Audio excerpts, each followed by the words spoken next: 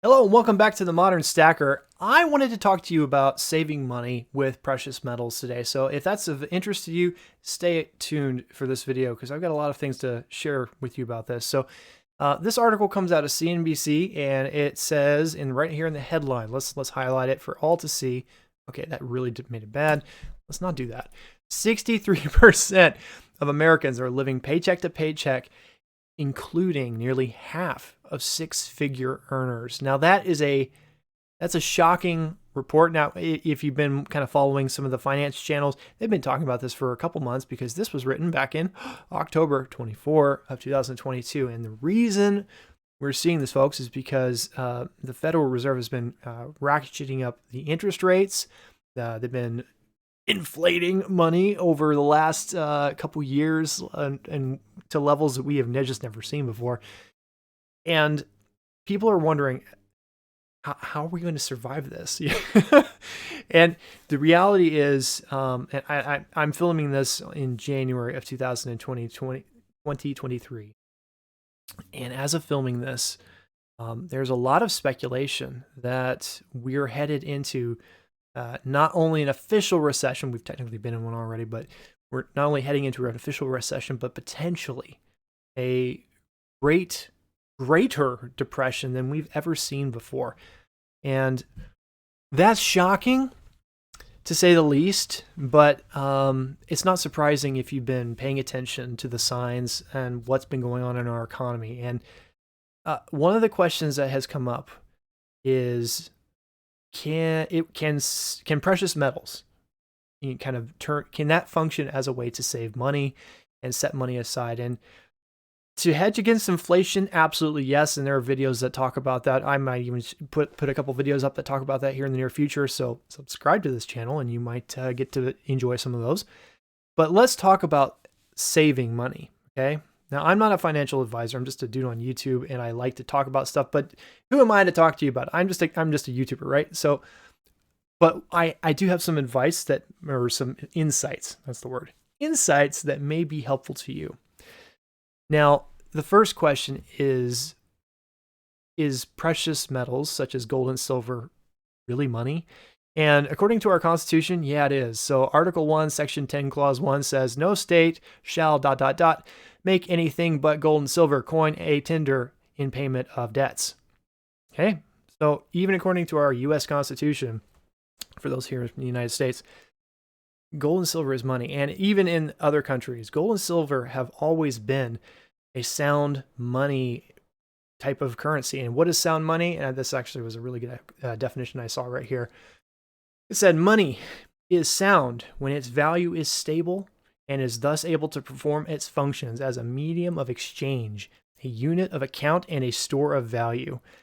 That's sound money, Charlie Brown. So that's why we consider precious metals to be a good real money, because it holds its value and has consistently held its value over a long period of time. I think this one said here, yeah.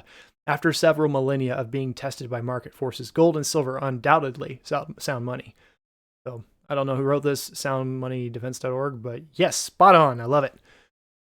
Because this is, let's call it currency. It is a note in legal tender for all debts, public and private. It's issued by the Federal Reserve, and this is actually widely accepted. Definitely here in the States, but even worldwide, you can take a dollar bill out and most people will accept it. But one of the things that even recently, I've been listening to Liberty and Finance, they've been talking about how cash is actually being accepted less and less, even in institutions here in the United States. They're only taking electronic payments, forms of electronic payment, like credit cards and things like that. That's a scary change in things, but again, I will save that for another video. Subscribe. Shameless plug. So, but the problem with the Federal Reserve note right now is actually not that it's not being accepted in all the places, although that is a problem. It's that the value of the dollar is going away. And it's because we have printed so many of these dollars that the value of $1 is now less than what it was before. Now, originally, these used to be certificates. gold certificates, silver certificates, and you could take these into a bank and exchange them for a gold coin or a silver coin. In fact, let's look at this real quick. This was pre 1933 gold coin. Let's look at the fiber. These are Liberty heads and Indian head coins. That's what they're called. And they had a $5 valuation on it. And you used to take a gold certificate and you'd be able to trade it for a $5 gold coin. And that's how it worked. They took that off. I think it was, oh goodness. The gold certificates were gone in 1933. Correct me in the comments if I was wrong on the date. Is when FDR took the gold back. That's when the gold certificates went away. And then in 1965, I think it was, that's when the silver certificates went away. And then in 1971, the United States went on the debt-based fiat currency that we are all caught in now. So that's where we're at. So interestingly enough, precious metals like silver and gold are not considered currency by the United States government. In fact, they're considered assets. They're like asset class, so they get taxed, capital gains and all that kind of stuff. So if you buy it for $10 but then sell it for $20, you don't get taxed on the 10, but you get capital gains taxes on the other 10. Like it's a bad deal. Interesting thing, it's a little side note, rabbit trail. This one's for free. But there's a senator in Missouri that is actually currently proposing a sound money bill to potentially get that fixed, at least in Missouri, and they're setting it up as a model that other states could potentially adopt it. So check that out. I saw that on Homestead Preparedness. There was an interview that was going on. So really cool. I'll put a link in the description below. But back to, is precious metals, or rather are precious metals, a good way to invest your money? Not invest your money, that's not the word. To save money. And the reason why a dollar is hard to save money, and the reason why so many Americans are living paycheck to paycheck, is because this is too easy to spend. And what's even worse is when you start dealing with credit cards, it's even easier to spend that, because you have no idea how much you actually have. What's in your wallet? If you can't count it, you have no idea. If I put this in my wallet, I really have no idea what's in there. If I can't count it, I'm clueless. It takes way too long to open up that app, even with facial recognition. So my point is, you're basically setting yourself up for financial disaster if you're not setting a proper budget and, planning your finances out on a monthly basis. But I digress. But that's the problem, is that money in this form, and especially this form, is too liquid. That's the problem. Liquidity, it's too liquid.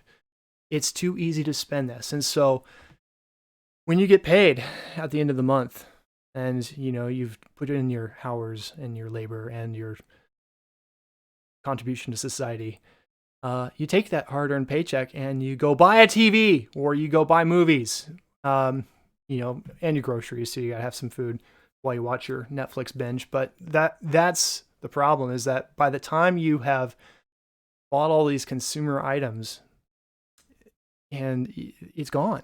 You're basically left with very little, and next you're living paycheck to paycheck. So here's a proposal, okay? Here's a what if. Again, not financial advice. YouTuber here sharing his crazy thoughts. What if you took part of your paycheck and invested it? I say invest. Purchase some precious metals, right? What if you did that? What if you did this? Well, let me tell you what happened with me, okay? I was a terrible saver. Always have been a terrible saver. And that's funny coming from somebody who's an entrepreneur, but that is totally true. I'm a terrible saver. I was this guy, I loved to spend my money when I got it. But one of the things that I found was that as I invested in things like precious metals and started to stack, I'd buy a 10-ounce Britannia silver bar for $274 or whatever spot is. We'll see spot's actually going up, by the way. It's still going. We're heading in directions, but it's still in that nice buy range. Definitely get it while you can. But these prices, you spend $274 on a bar of silver, right? It's not liquid. I can't just take this down to my my coffee shop and say, hey, here's my bar of silver, give me an espresso. Well, they'll probably take it, but I'll be taking it to the cleaners because I just gave them $274 worth of, silver for a coffee which was it's about that price now. Just kidding. But you get my point. It's like it's not very liquid, right? This isn't a very liquid way of doing things because right now our currency, our economy is based around the dollar. This is what we're used to.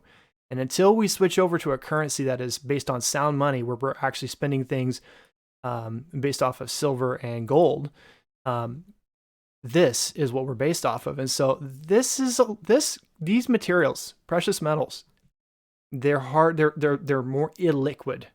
They're harder to turn around and just spend it.